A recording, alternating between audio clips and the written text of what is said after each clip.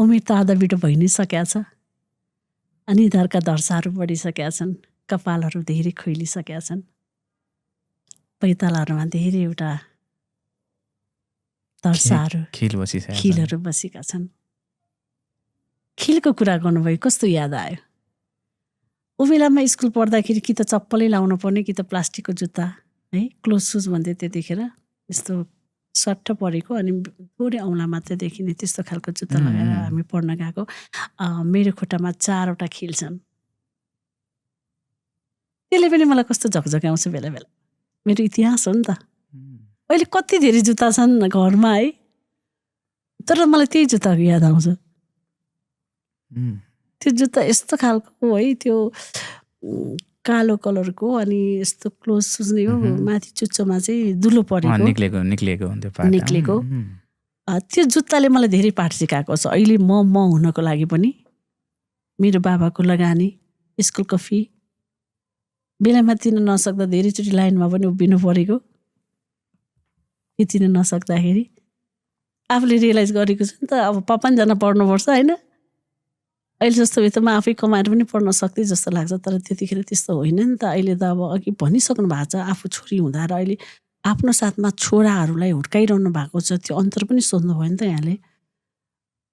त्यस्तो धेरै कुराहरू आउँछ कि मेरो बाबालाई म ग्रेट मान्छु। एउटा कुरा मैले छुटाउनै नहुने कुरा, मेरो बाबाले पनि धेरै दुःख गरी पढ्नु भएको। मेरो हजुरबाको 3टा आमा, जेठीपट्टिको सन्तान मेरो हजुरबा 16 वर्षमै आर्मीमा जागिर खानु भएको। घरमा एकदमै दुःख दिएर, अरू हजुरआमाहरूले दुःख दिएर खाना ओर्न बस्न गाह्रो भएर, अनि मेरो बाबाले चाहिँ जाउलाखेल हाम्रो मामा घर, मेरो ड्याडीले त्यहाँ बसेर पढ्नु भएको।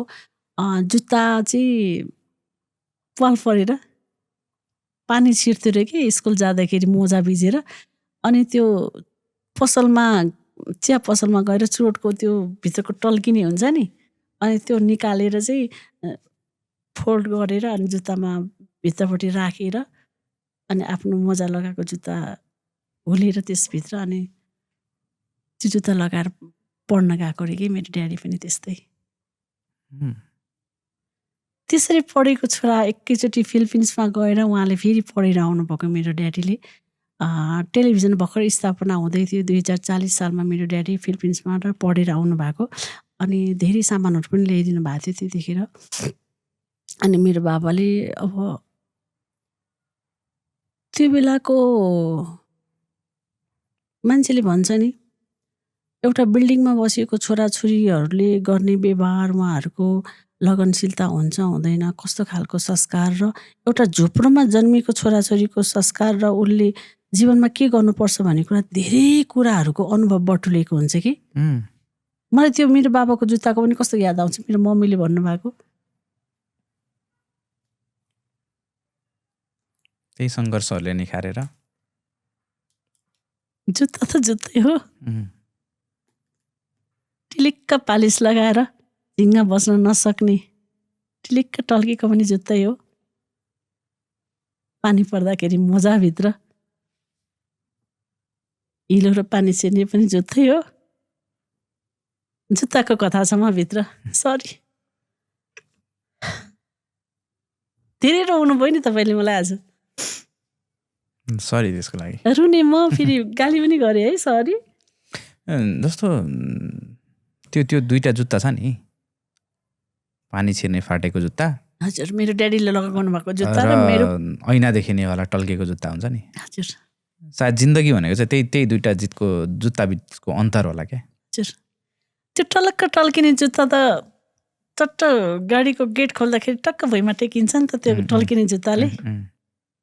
फाटेको जुत्ता त जहिले स्ट्रगल, जहिले धुलो माटो कालो ओह्रालो सङ्घर्ष गर्नुपर्छ र व्यक्ति बन्नुपर्छ भन्ने एउटा सतर्कता अपनाएको जुत्ता। तर सिकाइ फेरि त्यो टल्केको जुत्तामा भन्दा त्यो फाटेको जुत्तामा धेरै सिकाइ हुन्छ।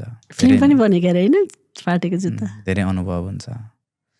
सो एकदमै माफी पनि चाहन्छु म, एकदमै धेरै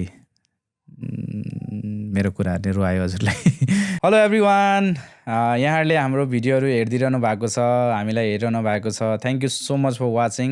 यहाँले दिनुभएको साथको लागि, मायाको लागि धेरै धेरै धन्यवाद। र यहाँहरूको मायासँगै, साथसँगै, आशीर्वादसँगै हामीलाई यहाँहरूको फिडब्याकहरूको पनि एकदमै आवश्यकता छ। सो यहाँहरूको केही फिडब्याक छ, केही इन्फर्मेसन छ भने प्लिज यहाँहरूले कमेन्ट गर्न सक्नुहुन्छ, अथवा हामीले तल दिएको मेल एड्रेसमा तपाईँहरूले हामीलाई केही फिडब्याकहरू अथवा केही इन्फर्मेसन दिनुभयो भने हामी डेफिनेटली त्यसलाई अनुसरण गर्नेछौँ।